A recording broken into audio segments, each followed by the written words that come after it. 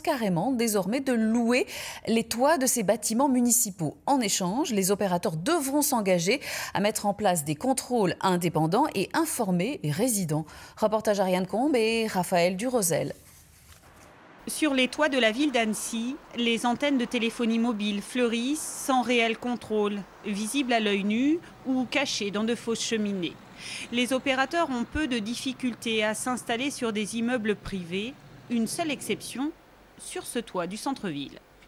C'est ici le toit qui nous préoccupe depuis 10 ans, un toit où c'est l'idéal pour poser des antennes. Depuis 10 ans, les riverains se battent pour empêcher une antenne d'être installée. Nous estimons au sein de l'association qu'on a une trop forte concentration urbaine.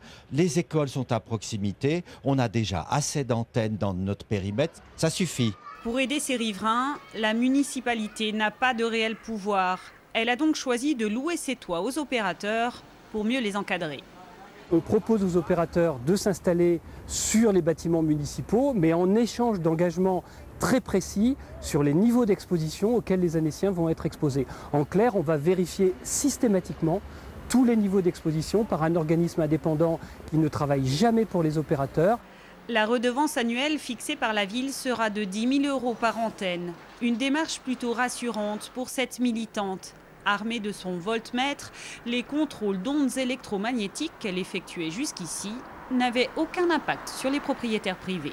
Ce que j'apprécie maintenant, c'est quand même qu'ils essayent de sortir du chaos des copropriétés qui s'intéressent surtout aux rentrées d'argent qui sont fournies par les antennes parce que les baux donnent lieu à des rémunérations. L'enjeu est d'autant plus important que la téléphonie mobile est encore en plein essor. 15% d'antennes supplémentaires chaque année et un 4e opérateur attendu sur le marché. Grenoble fait partie